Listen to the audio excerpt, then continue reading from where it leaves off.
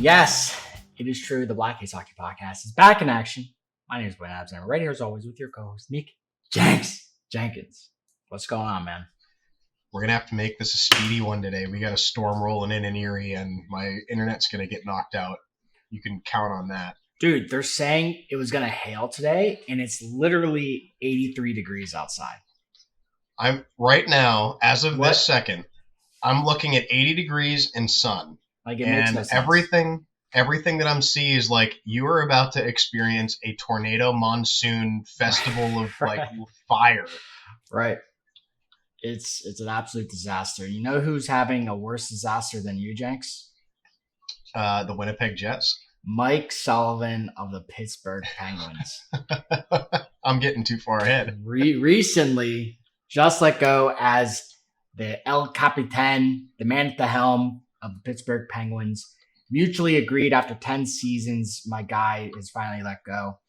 Something like this, I feel like in a transition period, you want a whole new fresh face, right? And Kyle Dubas, he came in with that coach, and I'm sure like as all GMs do, they want to like build their own franchise and build their own team.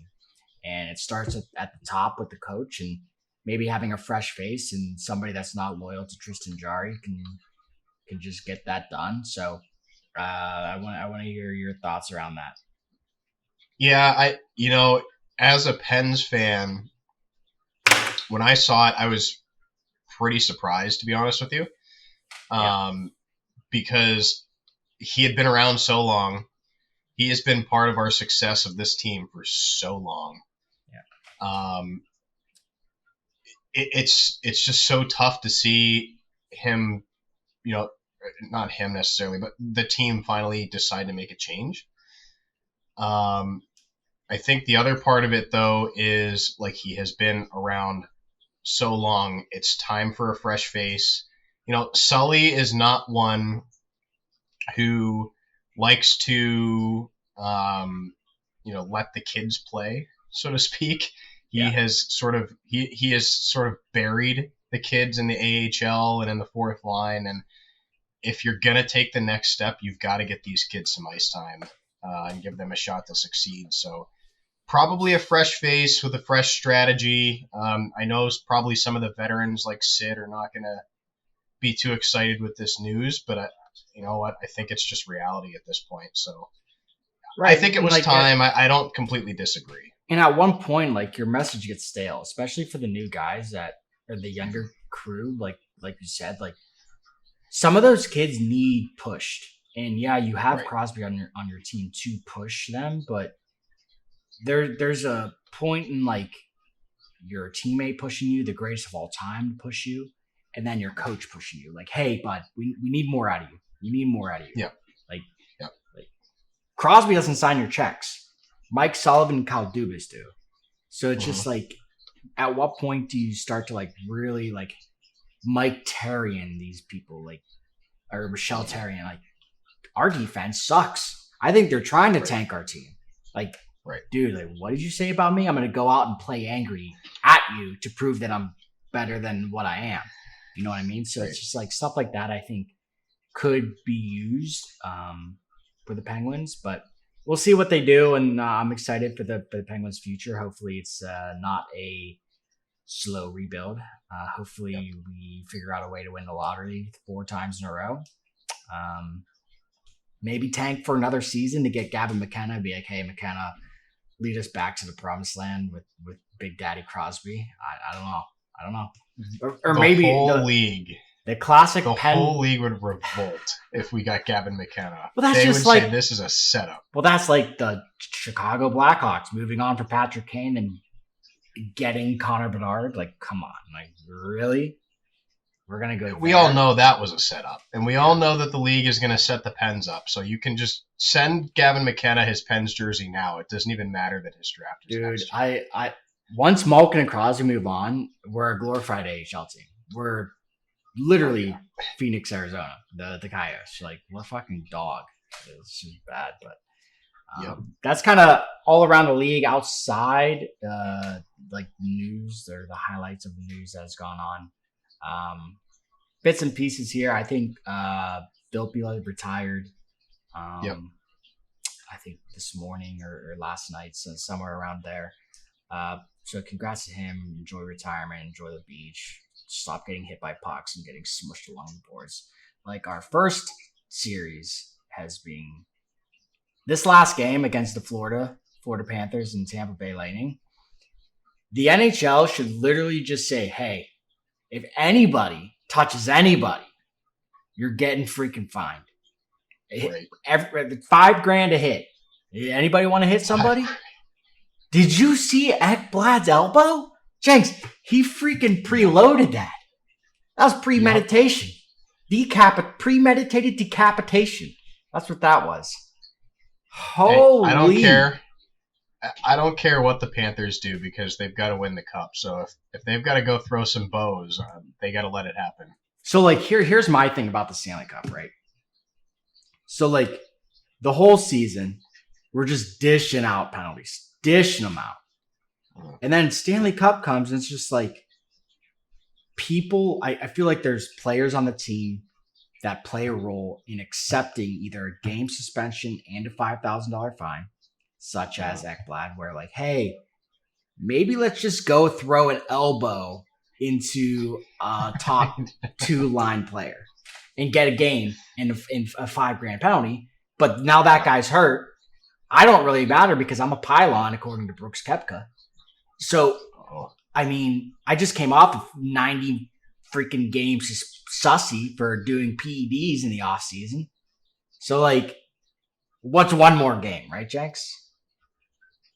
Yeah, pretty much. I mean, I think the thing that you brought up that's the most interesting to me is the difference in reffing between the regular season and the playoffs. I mean, the refs are calling everything in the regular season, and you would think it's because you want a tighter game, you don't want people getting hurt, you want to control the situation. In the playoffs, it's like it's a free for all. I mean, I don't know which I don't hate. You draw the line, hate, but like it just seems like this one series, like people just do what they want. There are no rules. Yep, 100%. And it's always been bad, but this is another level. I think you're right. They're running around. I don't know if we're probably going to get into it too, but I don't know if you saw the Tom Wilson and that was Josh clean. Anderson. That was clean, Jenks. I'm not going to bag on that one. The hit or the fight? The hit. Oh, the fight in the bench. Okay. We'll talk about that. Yeah, but the hit. If you come with your head down against Tom Wilson, be prepared to get smoked. What are we doing? Anyways, back to Florida. Yeah, I'm jumping the gun. We'll get to that. But I think. I mean, did you watch a little bit of that last game? Yeah, I caught some of it. I just think like it looks like Tampa Bay's done. It looks like they're ready to go home. They're ready to pack it up. Go out to like Orlando or get us over to the Panhandle or something. Get us out of here. But I think Florida's game plan is working. Like now, This is a rivalry series, so we can expect to have a little bit of zest in it. But like Matthew Tkachuk's late hit on Jake Gensel. Mm-hmm. I mean, yes, the hit itself was, a standard hit. But I think it's just like stuff like that, where like Matt Tkachuk and Ekblad and those types of players can get under the skin of people that might not be able to dish it back out. Yep, I agree. I think Florida just easily out game planned this Tampa Bay team. Big Bob's playing well. Bob's playing great. I think. They're definitely set up for success right now.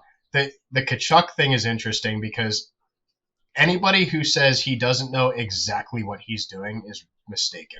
Right. Like everything he's doing is calculated. He knows that it's a late hit. He's already made that up in his mind. He's like, I am going to take a chance here to try to take out one of their better players. And maybe they call it, maybe they don't, sort of. Make the refs make a call. Yeah. Yep. So that's, they know exactly what they're doing. When they acquired Brad Marchand, they knew exactly what their identity was going to be going to these playoffs. Right. Florida made that decision. And I think moving forward, you can expect stuff like that when you're down more than 3 goals. Like if you're down more than 3 goals in the Stanley Cup playoffs, expect you to get slashed in the face because like the game's already over. I'm just trying to hurt you at that point. Like I'll take my 5 game and I'll take my 1 game suspension. I don't care. Like we got 2 games in hand going back home. Like we're gonna smoke you in game 5. It don't matter. So I think overall Florida, that's about wrapped up. Let's jump over to the other side of that little bracket, Toronto and Ottawa. The Senators finally finished one out in OT. I thought it was going to take a miracle. But, Brady Tkachuk was like, I'm taking this at the helm. I'm getting us across the finish line. Give me your thoughts on Ottawa forcing a game 5. Well, Sanderson scored, but Brady Tkachuk pushed. Yeah, Sanderson scored the goal. I don't know that, the memes are that Toronto is going to fold. And, obviously they've got them right where they want them. It's 3-0 and they're going to lose in 7. Like that's the big meme with Toronto, right? But for Ottawa winning that game, it really didn't feel like they controlled that game. It feels like they got, they had their chances and they capitalized on their chances and they got a win, which is great. But I don't know that I see like any momentum shift or anything. Again, good experience for Ottawa, but they still have a tough ask to go back to Toronto for Game 5, be down 3-1 in the series, and if you get that win, maybe you are in the driver's seat, even though you're down 3-2, because you've got momentum. You're going back to Ottawa, but I didn't see anything that really convinced me of that. I still think Toronto probably will. I mean, put it this way, Jenks. The last 3 games went to OT. It's 2-1 Toronto in OT. Which, quite honestly, could have went either way. Even if Ottawa's trashed the whole game, if you get that extra period, it only takes 1 goal, Jenks. That is true, and Ottawa has also outshot them in 3 out of the 4 games so far. Right, so it's just like, maybe you just need a little puck luck. And I'm willing to bet on record with the mortgage, if Ottawa wins Game 5, they're taking the series. If Ottawa wins tonight, they're taking the series because I think Austin Matthews' brain is like a peanut, and if they lose tonight, that peanut is shattered. The chipmunk's gonna come in and all over it. It's just gonna scoop it up and it's gonna take it to the bank, and Brady Tkachuk is gonna cash that check. So I would love Toronto to not win this. I would love it. It would be great. It is my favorite tradition, Toronto losing in the first round. Yeah. I don't want it to end. I really hope Ottawa can do it. The better in me is not saying that's where I'm putting the blue Skittles right now, but I'm still rooting against Toronto. So we'll see what happens tonight. It's sad because the Eastern Conference is such parity, and that just goes to show I think there was only a select few teams this year from the Eastern Conference that could make the final. So flopping over to the other half, and you touched on it a little earlier, maybe jump the gun. Washington beating Montreal in the 4th game to going 5 games back in the nation's capital, I think, right? Yeah, Game 5, nation's capital, right? So, I mean, Jenks, first off, what happened at the benches? At what point is a ref in the players' bench just trying to corral these guys? All I know is that I looked away for about half a second. And I look back up, and they're zooming in on Tom Wilson and Josh Anderson on the bench, just chucking them. and this ref just trying to do whatever he can to get in the way. He's all over him. He's just all over him, and they're not having any of it. Oh my Those God. are two guys. If those two Heavyweights. guys were going at it, I am not getting in the middle of it. I'm going to say this ends when one of you gives up. Let your wives deal with it. That's what you say. Let your wives deal with that. That ain't me. Dude, there is some bad blood in this series all of a sudden, and it's going to I can't wait for game 5 in this series because it's going to be fast, it's going to be physical, and it's going to be mean after the way last game went. Mm-hmm. And a little scary after game 4 with Logan Thompson going out. And I think their other goalie being hurt. So an e-bug situation was activated in Montreal. In play. Could you imagine, Jenks, an e-bug situation in playoffs? Oh my God. I would send that man $1 million if he got us the win. An e-bug situation and a win would be, you have to give me a contract, right? Sign the man. Right. He has never lost a Stanley Cup playoff game. You sign that man. Yeah. And I mean, looking at this Montreal Canadiens team, game 4, when they took the win, I mean, you look at Cole Caulfield, you look at Nick Suzuki, it just doesn't feel like there's really any get up and go from most anybody else. I mean, Cole Caulfield is assisting on 2 of these. I mean, you have Slav on the scoreboard, but I mean, these are 1 goal, 2 goal playoff guys. I need more out of my second line, Jenks. You need more up and down the lineup, but you also need your best players to play more responsibly defensively. Like, yes, Caulfield scored a goal last game, but he's a -4. That top line was a -4. And Suzuki had no points. He's got to step up. Their top point guy last game were 2 rookies, Demidov and Hudson. They both had 2 assists apiece. So, at what point do these veterans step up and say, hey, we got to get something done here?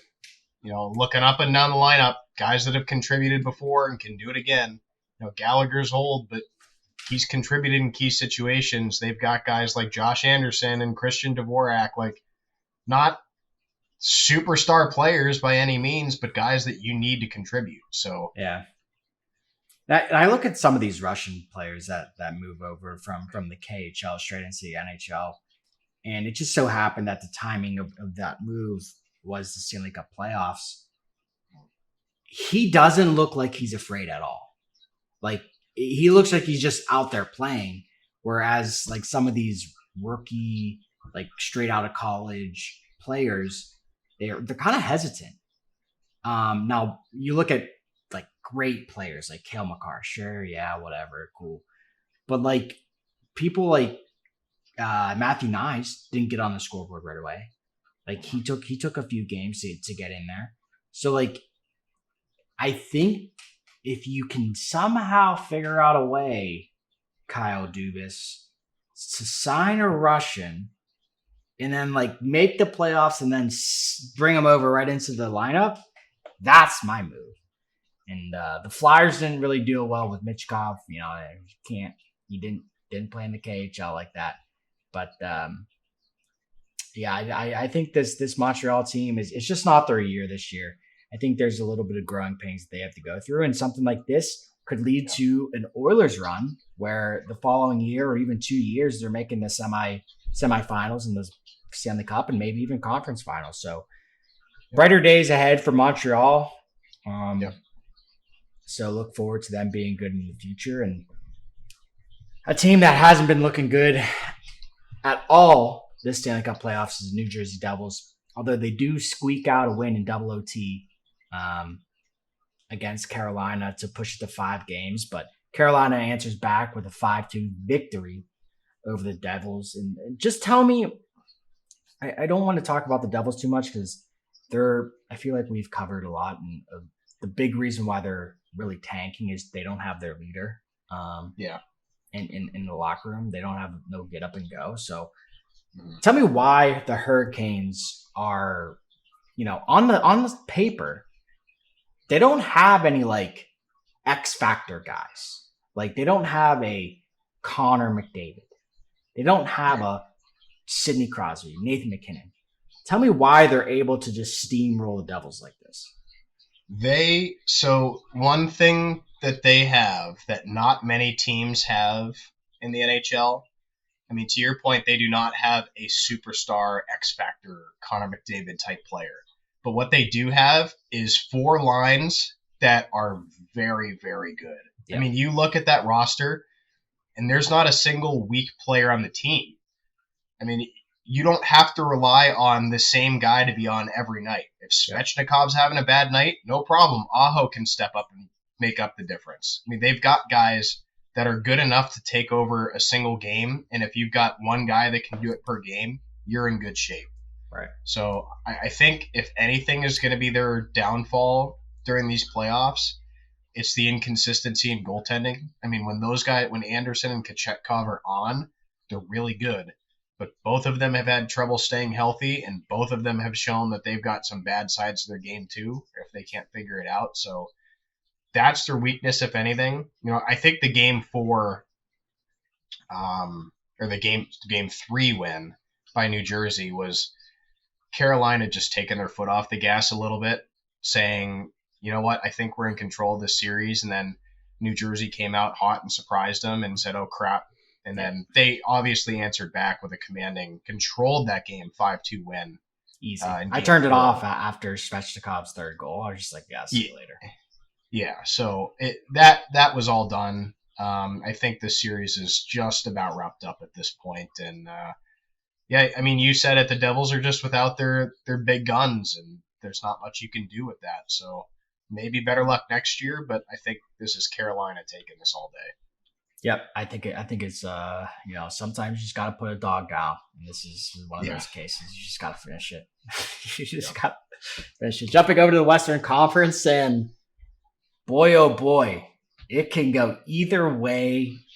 This whole board. So let's start with the obvious series winner, and that's going to be the Dallas Stars over the Avalanche. Dallas pulled out a 6-2 victory over your boys, Jenks, and you have them Stanley Cup bound? I mean, easy. What did I say, Jenks? You can't win games giving up more than 3 goals. You just can't. Not in the Stanley Cup playoffs. What happened? This has been okay. Yes, last game was tough. The problem with last game was they let in a goal 9 seconds into the game. 9 seconds, Jenks. And that sets the tone for the whole game. You're like, oh, great. We're behind 9 seconds into the game. It's like we're playing with a handicap here. Here we go again. Might as well have Tristan Jarry in that. That's not a series clincher there. You probably just write it off and say, we'll come back again next game. Mm-hmm. This has been back and forth every game. I mean, if I look at the series overview real quick, Avalanche dominate game 1, Stars in overtime game 2, Stars in overtime game 3, Avalanche dominate game 4, and then the Stars dominate game 5. Like, if anything, Colorado's probably a couple bounces away from already closing this series out. So I don't think it's a foregone conclusion that the Stars are going to win this, especially when they're going back to Colorado game 6. That's a wild statement, Jenks. That's freaking crazy. One bounce the other way, and it's a 3-2 Avalanche series. That's exactly what I'm saying, is the Avalanche would be up in the series. Yeah, no. Jenks. The Dallas Stars just wouldn't let that happen. I mean, Rantanen scored this past game. That's how bad your boys are. Yeah, I'm glad Rantanen finally woke up and did something. Paying him what's his contract extension they signed him to? $1 kajillion? 9 by 74, I think. Ring Buffalo. They probably set that deal up for him, to be honest with you. But if Buffalo set it up, it would be an 8 by 8. Like at this point, on that team. If I was Ottinger, I'd say, hey, put Casey DeSmith in. I need a break so we can get in round 2 on a freaking sleeper. But Yeah, I mean Dallas is definitely working all of their lineups. Lines 1 through 4 have been firing this whole series. So I think that's like the main contributing factor where you look at Colorado and you say, I think they're gonna dominate. Whereas, in every hockey league, there's that one team that's so bad that they're good. That's the Dallas Stars. Like they're so bad that if they all just like turned it on at the same time, they're good. There's no other way to say it, Jenks. And everybody out there listening knows that one team. It is what it is. You're better than them, but it's just like playing Cal U. We're better, but like I don't know why they're staying in this game. They're so bad that they're good. Yeah. Yeah. So, and shots at Cal U. Shots at Cal U. And Trash. I can think of another team that's just absolute garbage in these playoffs. That Barron. In these playoffs, we're bumping them up to the NHL now. They you're talking about after I played there. Yeah, it seems like it. They needed the freaking bench room, have an assistant coach stand, I guess. But Connor Hellebuyck vowed to be good again. Make the Jets good again, he said. Letting in, 13 goals in the last 2 games? Jenks. Yeah. This is your Vezina winning goalie. Does he take a pill and say, hey, this is my bad playoff NHL pill. I become bad. I don't know. He's done this twice in a row now. I don't know what it is. He's fine. He played fine in Winnipeg first 2 games, and it's the last 2 games. It's like they just called somebody up from the East Coast League, and they're like, "You start tonight, and you're just gonna wear Hellebuck's gear, but you start tonight." He doesn't even look like the same goalie. It's been incredible. The dramatic shift in what has gone on here from being a back-to-back Vezina regular season dominant goaltender and just absolutely collapsing in back-to-back playoff runs here. It has to be a mental thing at this point, right? Yes, I think it is. I seriously do. Unless he feeds off of the Jets home games. If he comes back and wins game 5, I think this series has to go 7. There's no way they close it out in game 6 because now it's a mental midget. We got him. Maybe he does too many eyes side to side during the freaking pregame. I don't know. Maybe he's cross-eyed during the game or something. I just think the way the Jets are playing is fine as a team. Mm-hmm. The Blues are so bad that they needed Connor Hellebuyck to play even worse for this to be a series. Robert Thomas is our goal scorer. Let's get one thing straight here. That's Tim Thomas. Who? Yeah. Let's get one thing straight here, Blues fans. You suck. The Blues. This is not about the Blues being good. It is. It's about them being bad, Jenks. That's what I'm saying. We'll get to it. This is not the Blues being good. The Blues stink, and this is about Connor Hellebuyck being absolute dog water in the playoffs. He has given you 2 games. You didn't earn those wins. You didn't deserve those wins. Connor Hellebuyck is just handing them to you because he feels bad because you guys stink. St. Louis, you stink. You're so bad. The only attraction there is the arch. What just the gateway to the west. Nobody's ever walked through there. They built that thing in 2011, I think. Nobody hangs out in St. Louis. You drive through, you take a picture of the arch, and you keep on driving. You drive through, you take a piss, and you finish off to Texas. That's where you go. If the Blues find a way, Missouri? If the Blues find a way to advance to the second round, they will find out what a real hockey team looks like, and they will have to pay Connor Hellebuyck's salary for the next 10 years because he gave them the win. He looks so bad right now. Here's a real question, and this is a Fleury question. Fleury type vibes. If Connor Hellebuck doesn't make it past round 1, do we seriously look at him and say, do we trade him? What? I don't even know. Like, even if, let's just hypothetically say the Jets look at that situation and say, you know what? He's not the guy. We're not going to get it done. Let's trade him. Tell me which team is going to look at his playoff track record and say, that's the difference maker for our team, the guy who can't do it in the playoffs. Well, I look at it and say Utah. I look at it and say the Devils. Because, like, if you give him, like, maybe a younger core, I don't know. I don't know, Jenks. Because the Four Nations thing, he lost in the ship. So it's like, maybe he just doesn't like big games. He's just not that guy. Didn't they just sign him to... Yeah, they just signed him to a 7-year, $60 million contract. Yeah, but, okay. I mean, Erik Karlsson signed a 9x14 gajillion, and they traded him, like, the year after the Norris. So maybe Connor Hellebuck wins the Vezina again, and they trade him. To your Pittsburgh... Like, Kyle Dubas rings the Jets. Like, hey, we'll give you Karlsson. You want to know something really sad about the Karlsson deal that was immovable, and then the Penguins are like, oh, yeah, we'll take him. We brought him in to be the difference maker. Like, you know what's going to get us over the hump? Let's bring in a superstar defenseman. Erik Karlsson has not seen the playoffs since 2018. Right. Like, against, like, who? Oh, that was the Sharks against the Pens. Yes. Fucking wild.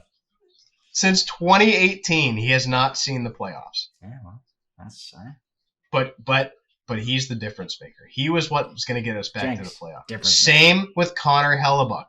You want to win a Stanley Cup? You are finding a different goaltender because Connor Hellebuck's playoff stats are no better than my playoff stats as a goaltender. Okay. So, like, you give him one more year, maybe. If he tanks again, I think we have to start talking about it. You just buy him out. Regular season hero? Like, we don't need that. I don't want that. Here's what you do.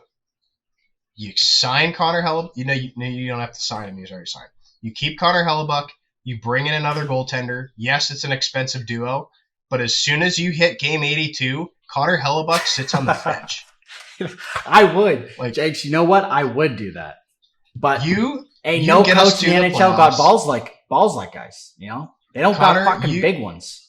Your job is to get us to the playoffs, and we'll find somebody else to get us through the playoffs, but we're not it. Sorry. Facts. Anyways, we're done talking about Connor Hellebuck's balls, and we're moving on to the other big ball men down in LA.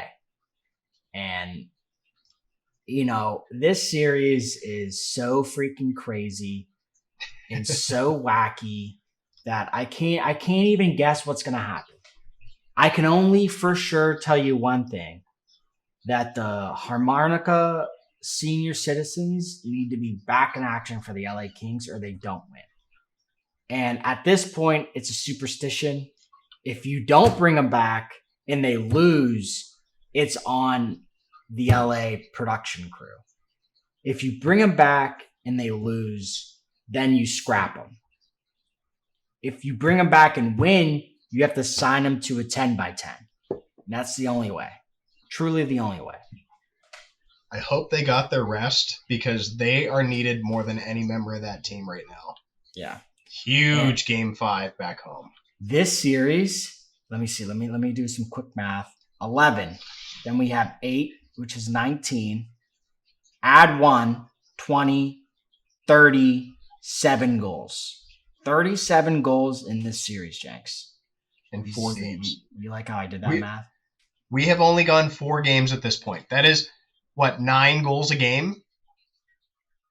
That is over 9 goals a game. Basically, there's 2 games that have 11 goals. That is absurd. Does anybody want to play goaltender in this? Like, this is Oiler hockey. See, like, here's the thing. When the Oilers play, my 3-goal rule literally goes out the window. Like, yes, you can't win games with 3 goals or giving up more than 3 goals unless you have Connor McDavid on your team.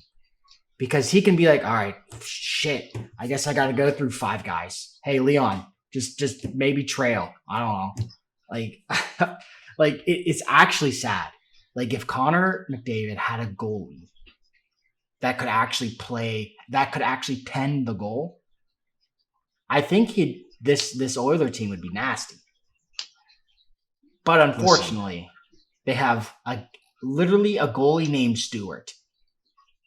The only Stewart I know that did anything in his life, his last name was Little, and he lived in New York City. I mean, that's it. That's it, Jags.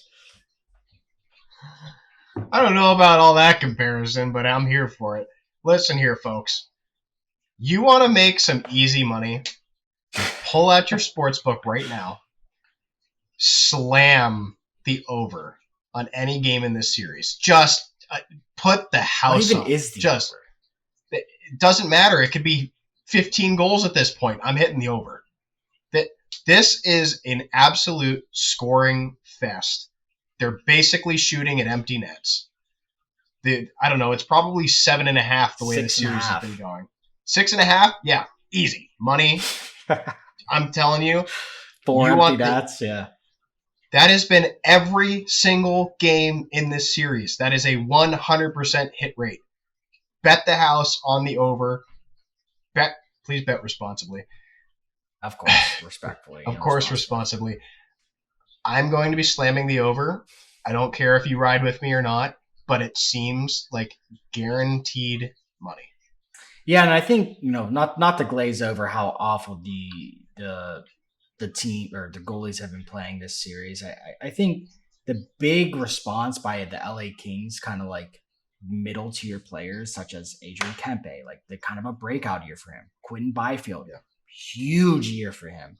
And, Kuzmenkov, Kuzko's new groove, like all the guy. Drew Doughty finally figuring it out on defense after his old age. Riddick, maybe Riddick's pumping up Comforter. Maybe he's like, hey, Comfy, maybe come over here. Here's some soap. I don't know. I got you. Rub your back. Somehow this LA Kings team is able to figure it out. And yes, it might be partially on the goaltending, but again, you have to put goals in the NHL. Getting a goal on an NHL goalie is tougher than it is. Behind this desk, it's easy to criticize, but I think we have to tip our cap to the LA Kings, and I think the Edmonton Oilers are just playing to their level at this moment. It's another story of McDavid and Draisaitl just outwilling an entire team. I mean, you said it well. LA's guys are they're all contributing. Everybody up and down the lineup is contributing. The top 3 scorers from the playoffs so far are from this series. I guarantee you know 2 of them, McDavid and Draisaitl. The third one, Adrian Kempe. That guy has taken his game to another level, is making a difference in this series, and if LA wins this series, he's going to be one of the major reasons that they win. Yep. And if LA can find a way to shut down McDavid Draisaitl 2-headed duo, this series is locked up. It's over. So shut it down, play tight defense, get some goaltending. Hopefully Kemper can tighten some things up a little bit. He's looked good and bad in this series. But there's no secret to Edmonton's game. It is the McDavid Draisaitl show, and that's it. Yeah, and good luck to those guys. I really hope that the senior citizens of Koreatown can come back and give the LA Kings a boost that they need. Jumping over to the other side of this bracket, Vegas and Minnesota locked up at 2-2, heading back to Vegas for Game 5. Barbashev playing the hero, scoring the OT winner in the last game. This series, again, I feel like it's just parody of the Colorado-Dallas game, or Dallas series, where Minnesota could take this. But can Kiprusoff and Boldy will their team into the next round. I like here my thing with the Wild is like if you're only gonna get production by two guys being mediocre at best, like give the fans something else to root for. Like the Kings gave us the harmonica people. Like you gotta give me something. Like maybe like boost put Fleury in the net. I don't know what you gotta do for game 5. But give some mojo. We need mojo in the Minnesota Wild universe. That's what we need, I think.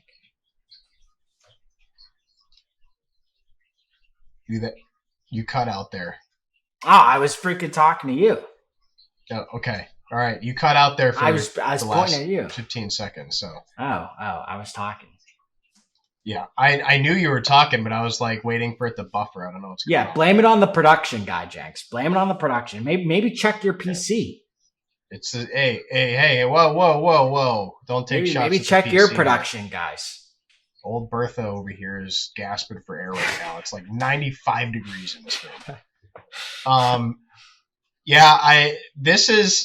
I will say Minnesota's putting up a better fight than I thought they would.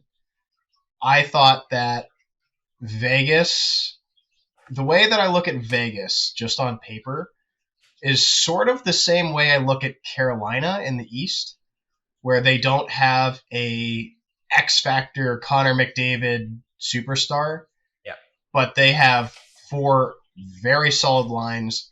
They have a very strong decor, and they get some good goaltending out of Adin Hill. I thought this was going to be another one where it's just too much for Kaprizov and Boldy to lift by themselves. Clearly was wrong about that, as Minnesota actually had a series lead, took the middle 2 games so far. In a better response out of Vegas last game. I know it went to overtime, but this has been a much more even series than I was expecting. I think Vegas still has the advantage here. I mean, in a 7-game series where it's tied right now, they've still got 2 games at home. They've got the playoff experience. I mean, they just won a cup a couple of years ago. They've got a lot of guys from that team still. I think a lot of the guys on Minnesota, like Minnesota's weird. They've got a lot of guys with a lot of experience, and then they've got a lot of guys that have very little experience. I'm looking at a line right now. Foligno, Hartman, Zuccarello. Like those guys have been Sick. around. Yeah. So it may be a big disparity there. Maybe just like their better players are their younger guys other than Kaprizov. So maybe it's just another Montreal situation where it's like, hey, we got some good playoff experience this year. Let's look to take another step next year. But they're keeping themselves in their series, and this is why we play the games. Anything can happen. So we'll find out. I mean, they went out and got, Pietrangelo, Hannafin, Eriksson Ek, or whatever the fuck his name is. Oh no, Pietrangelo's on the Knights. Sorry. You were just naming. I thought you were naming all the acquisitions by Vegas. Yeah, no. I'm talking about Minnesota. Eriksson Ek, that motherfucker. No, he's still on Vegas. What am I looking at? No, he's on Minnesota, Jenks. He's right here. I'm looking at him. Right here. Eriksson Ek. And then they went out and got... Yes, Eriksson Ek is on Minnesota. That other fuck. But you started naming Vegas players. That's why I was confused. Yeah. Bajosian. Bogo, or whatever they freaking Pogo, they probably call him. Some fucking stupid shit. But, they tried to go out and get people to fill in that, lack of experience. So maybe, I think, again, they're right there on the verge, and Vegas at the same time, they went out and got all these people as well. I feel bad for Bluger. He got fucking cut from this team. He's a Stanley Cup champion, though. Yeah. But, maybe he's riding pine up in the Black Ace suites. So, hopefully he gets a stab at it. But yeah, this series is tough, man. I think Vegas is overall going to take it, but I hate for Fleury to go out like this. I'd love for Fleury to beat his ex team. and kind of ride into the sunset. And maybe after beating Connor McDavid in the quarters. So we'll see how it shapes up. But good luck to those guys. Any last words? Any final thoughts around playoff news, NHL news? Nothing super specific. I just feel like in general these playoffs have been a lot more even than people were expecting. I mean, I think there were some people that looked at these first round matchups before the playoffs even started and were like, well, that's a sweep, that's a sweep, that's a sweep. And all of these series, like, we don't have any sweeps. Everybody has won at least a game. Yeah. A lot of these series are much closer than we think. And that's the beauty of playoff hockey, is all it takes is one team to get hot, one team to find their mojo, and you never know what's going to happen. Shit, the Columbus Blue Jackets stole a series off of the Tampa Bay one year. Swept them. Didn't even steal it. Just swept them. That was the best thing ever. Anything could happen. You just gotta will it into existence, and that's in hockey and in life. And that's it for us. Make sure to follow us on Instagram, Spotify, and YouTube. Black Aces Hockey Podcast. I'm your co-host, Blaine Adams. I'm right here as always with your co-host, Nick Jenkins. We're out of here. Later.